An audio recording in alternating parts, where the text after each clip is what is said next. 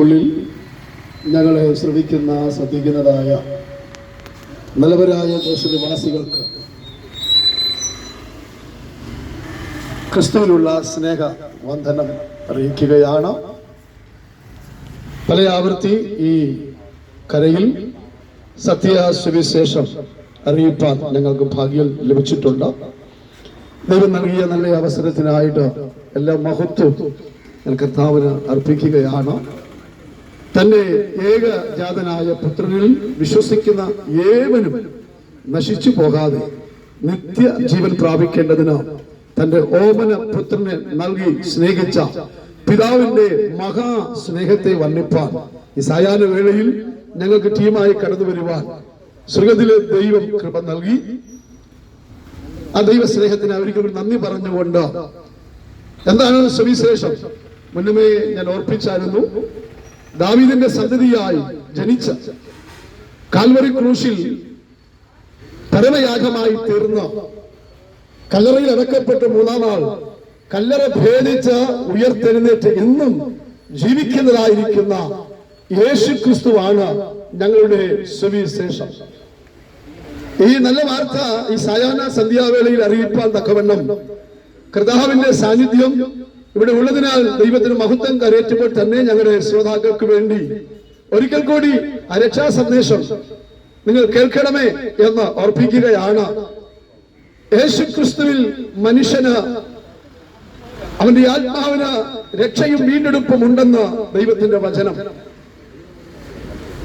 മനുഷ്യൻ പാപിയാണ്. പാപത്തിന്റെ ശമ്പളം മരണം. മരണത്തിന് അധീനനായിരിക്കുന്ന മനുഷ്യനെ മരണത്തിൽ നിന്ന് രക്ഷിപ്പാനായിട്ടാണ് യേശു ക്രിസ്തു ഈ താണഭൂമിയിലേക്ക് ഇറങ്ങി വന്നത്. യേശുവിൽ വിശ്വസിക്കുന്നവർക്ക് നിത്യജീവനുണ്ട്. അപ്പോൾ തന്നെ യേശുവിൽ വിശ്വസിക്കുന്നവർക്ക് നിത്യ സമാധാനമുണ്ട്. ക്രിസ്തുവിൽ വിശ്വസിക്കുന്നവർക്ക് ആശ്വാസമുണ്ട്, സൗഖ്യമുണ്ട്. എല്ലാ നിലകളിലുള്ളതായിരിക്കുന്ന വിടുതലും അതുമായി ബന്ധപ്പെട്ടിരിക്കുന്ന ഒരിക്കലും നശിക്കാത്തതായിരിക്കുന്ന ഒരു ജീവിതവും ക്രിസ്തുവിൽ ഉണ്ട് എന്നുള്ളതാണ് ഞങ്ങളുടെ സാക്ഷ്യം.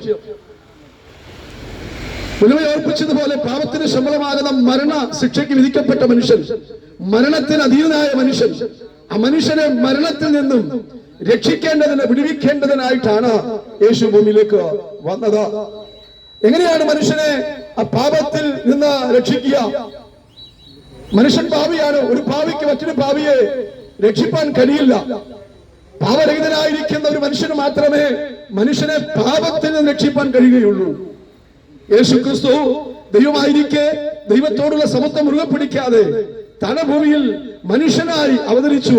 മനുഷ്യന്റെ പാപത്തിന് ശമ്പളമാകുന്ന മരണം യേശു വഹിച്ചു. യേശു ക്രൂശിൽ മരിച്ചത് അതൊരു ആത്മഹത്യയല്ലായിരുന്നു, അതൊരു അപകട മരണമല്ലായിരുന്നു.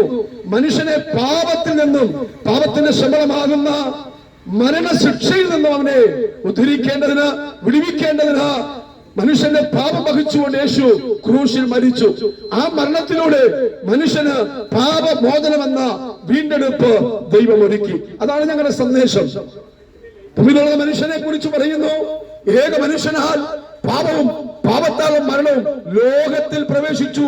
അങ്ങനെ എല്ലാവരും പാപം ചെയ്യാൻ എല്ലാവരിലും മരണം പരന്നു. അപ്പൊ മരണത്തിന് അധീനമായിരിക്കുന്ന മനുഷ്യന് ആ മരണത്തിൽ നിന്ന് പൂർണ്ണമായിരിക്കുന്ന ഒരു വിടുതൽ, രക്ഷ നൽകുവാനായിട്ടാണ് യേശു. ആ യേശുവിൽ ഈ സായാഹ്ന വേളയിൽ വിശ്വസിക്കുന്ന ഒരു വ്യക്തിക്ക് പാപമോചനം എന്ന വീണ്ടെടുപ്പുണ്ട്. അതോടൊപ്പം തന്നെ അവന് നിത്യജീവനുമുണ്ട്.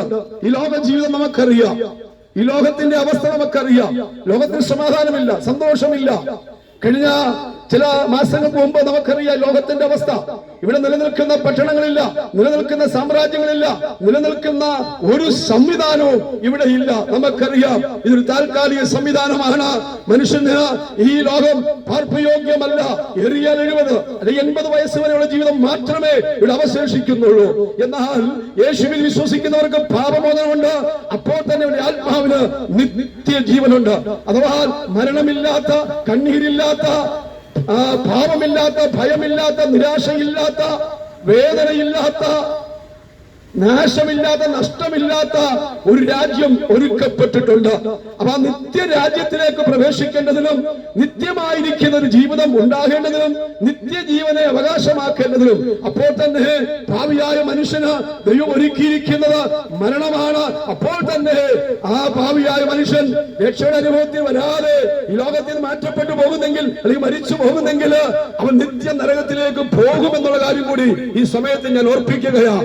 അതുകൊണ്ട് പ്രിയ സഹോദരങ്ങളെ, പ്രിയ മാതാപിതാക്കളെ, കുഞ്ഞുങ്ങളെ, ഇത് സുവർണ്ണ അവസരമാണ്, ഇത് സുപ്രസാദ കാലമാണ്. യേശു ക്രിസ്തുവിൽ ഒരുക്കപ്പെട്ടുള്ള സൗജന്യ രക്ഷ വിശ്വസിക്കുന്നവർക്ക് വേണ്ടി നൽകുന്ന നീതീകരണം, വിശുദ്ധീകരണം, തേജസ്കരണമുണ്ട്. ക്രിസ്തുവിൽ വിശ്വാസം മാത്രം മതി. യേശു ക്രിസ്തു എന്തിനു വേണ്ടിയാണ് ഈ ഭൂമി വന്നത്? അത് ഒരിക്കൽ കൂടി ഓർപ്പിക്കുന്നു. മനുഷ്യന്റെ പാപപരിഹാരത്തിന് വേണ്ടി മനുഷ്യനെ പാപത്തിൽ വിടുവിച്ച് അവനെ ജീവങ്കിലേക്ക് കൊണ്ടുപോകേണ്ടതിനായിട്ടാണ് യേശു വന്നിരിക്കുന്നത്. ഇന്നേക്ക് 2024 വർഷങ്ങൾക്ക് മുമ്പ് യേശു ക്രിസ്തു ഈ ഭൂമിയില് ഈ സുവിശേഷം, ഈ രാജ്യത്തിന്റെ സുവിശേഷം, മനുഷ്യന് നിത്യജീവനുമായി ബന്ധപ്പെട്ട സുവിശേഷം അറിയിച്ചു. അപ്പോൾ തന്നെ മുന്നേ ഞാൻ ഓർപ്പിച്ചതുപോലെ മനുഷ്യന്റെ രക്ഷയ്ക്ക് വേണ്ടി, വീണ്ടെടുപ്പിന് വേണ്ടി, നിത്യജീവന് വേണ്ടി യേശു മരണം ഏറ്റെടുത്ത് ക്രൂശിൽ മരിച്ചു. മരിക്കുക മാത്രമല്ല, മരിച്ചടക്കപ്പെട്ടു. 3-ാം നാൾ യേശു കല്ലറ ഭേദിച്ച് ഉയർത്തെഴുന്നേറ്റ് ഇന്ന് പിതാവിന്റെ വലത്തു ഭാഗത്ത് നമുക്ക് വേണ്ടി പക്ഷപാതം ചെയ്തുകൊണ്ടിരിക്കുന്നു. തന്നിൽ വിശ്വസിക്കുന്നവരെ ചേർപ്പാൻ വീണ്ടും യേശു മടങ്ങി വരാൻ പോകുക. യേശു വിശ്വസിക്കൂ. വിശ്വാസത്താൽ നീതീകരണമുണ്ട്. വിശ്വാസത്താൽ നിങ്ങൾക്ക് നിത്യജീവൻ അവകാശമാക്കാൻ കഴിയും. മറ്റൊരു പ്രവൃത്തിയും ചെയ്യണ്ട. പ്രത്യേകിച്ച് ഒരു കർമ്മങ്ങളും മറ്റ് കാര്യപരിപാടികളും ഒന്നും തന്നെ നിങ്ങൾ ചെയ്യണ്ട. വിശ്വസിച്ചാൽ വിശ്വസിക്കുന്നവർക്ക് നിത്യജീവനുണ്ട്. യേശുവിനെ വിശ്വസിച്ച് യേശുവിന് വേണ്ടി ജീവിതം കൊടുത്ത് യേശുവിനായിട്ട് ഈ ഭൂമിയിൽ ജീവിച്ച് കൃപയിൽ ആശ്രയിച്ച് നിൽക്കുന്നവരെ ചേർപ്പാൻ യേശു വേഗം വരുമെന്നുള്ള മുന്നറിയിപ്പാണ്.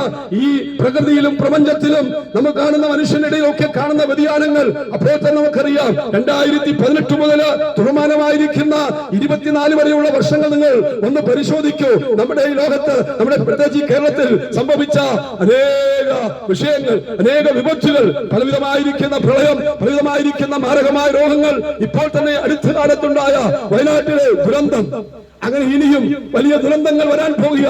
ഈ ഭൂമിയിൽ നിലനിൽക്കുന്ന ഒന്നുമില്ല കേട്ടോ. ഇവിടെ പ്രതീക്ഷിക്കുന്നതായ ഒന്നും നമുക്ക് അനുഭവിക്കാൻ കഴിയില്ല. എല്ലാം താൽക്കാലികമാണ്. എന്നാൽ നിത്യമായതൊന്നുണ്ട്. അത് പറയുവാൻ വേണ്ടിയിട്ടാണ് ഞങ്ങളെപ്പോലെ പ്രിയപ്പെട്ടവരുടെ ഇന്ന് ഈ സായാഹ്ന വേളയിൽ കൂടി വന്നിരിക്കുന്നത്. നിത്യമായതൊന്നുണ്ട്. അത് ആരിലൂടെയാണ്? യേശു ക്രിസ്തുവിലൂടെ നിത്യമായതൊന്നുണ്ട്. നിത്യമായതുണ്ട്.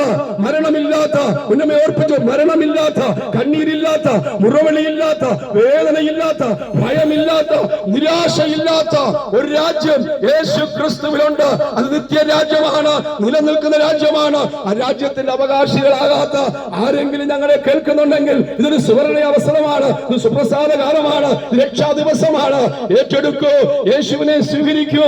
യേശുവിലൂടെ നിങ്ങൾ പ്രതീക്ഷിക്കുന്ന സമാധാനവും സന്തോഷവും ആനന്ദവും ആർപ്പും ഉല്ലാസവും അതിലുപരിയായി നിത്യജീവനും നിങ്ങൾക്ക് ലഭ്യമാകും എന്നുള്ള കാര്യം ഓർപ്പിച്ചുകൊണ്ട് എന്റെ വാക്കുകളെ ഞാനിവിടെ നിർത്തുകയാണ്. രക്ഷിക്കപ്പെടുവാൻ ഈ സന്ദേശം കേട്ട് ക്രിസ്തുവിൽ എനിക്ക് യേശുവിനെ വേണം, ക്രിസ്തുവിൽ രക്ഷ എനിക്ക് വേണം, എനിക്ക് നിത്യജീവൻ വേണം എന്നുള്ളതായ ആഗ്രഹത്തോടെ ആരെങ്കിലും കേൾക്കുന്നുണ്ടെങ്കിൽ നിങ്ങൾക്ക് വേണ്ടി ഞങ്ങൾ പ്രാർത്ഥിക്കുവാൻ ആഗ്രഹിക്കുകയാണ്. അതെ, ക്രിസ്തുവിൽ നിത്യജീവനുണ്ട്.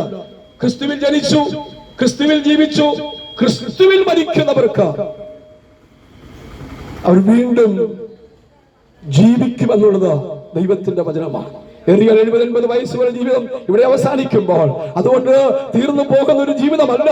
ക്രിസ്തുവിൽ വിശ്വസിക്കുന്നവർക്ക് നിത്യമായിരിക്കും ജീവിതമുണ്ട്. ആ ജീവിതത്തിലേക്ക് പ്രവേശിക്കാൻ ആഗ്രഹിക്കുന്നവരെ ഞങ്ങൾ ഓർത്ത് ദൈവത്തെ സ്തുതിക്കുകയും നിങ്ങൾക്ക് വേണ്ടി പ്രാർത്ഥിക്കുവാൻ ആഗ്രഹിക്കുന്നു. ഒരുമിച്ച് പ്രാർത്ഥിക്കുക. സ്വർഗീയ പിതാവേ, കേൾവിക്കാരായിരിക്കുന്ന പ്രിയപ്പെട്ടവർ, രക്ഷാ നിർണയം പ്രാപിക്കാത്ത ആരെങ്കിലും ഞങ്ങളെ കേൾക്കുന്നുണ്ടെങ്കിൽ അവർക്ക് വേണ്ടി ഞങ്ങൾ പ്രാർത്ഥിക്കുന്നു.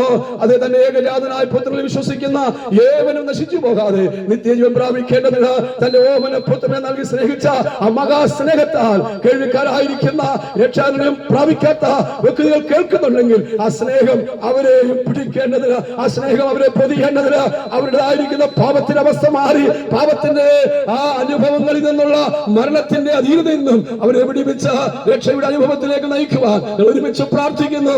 ദേശം വിടിവിക്കപ്പെടട്ടെ, ഈ കര വിടിവിക്കപ്പെടട്ടെ, കേൾവിക്കാർ രക്ഷിക്കപ്പെടട്ടെ, നിത്യജീവൻ അവകാശിയായി തീരട്ടെ എന്ന് പ്രാർത്ഥിക്കുന്നു. ഞങ്ങളുടെ പ്രാർത്ഥന കേട്ടതിനാൽ നന്ദി, വിടുതലയച്ചതിനായി നന്ദി, യേശുവിന്റെ നാമത്തിൽ തന്നെ ആമേൻ. ദൈവം നിങ്ങളേവരെയും സമാധാനത്തോടെ ആശ്വാസത്തോടെ നിത്യജീവനായിട്ട് ഒരുക്കട്ടെ എന്ന് ആശംസിക്കുന്നു. ദൈവമേ അനുഗ്രഹിക്കുമാറാണ്.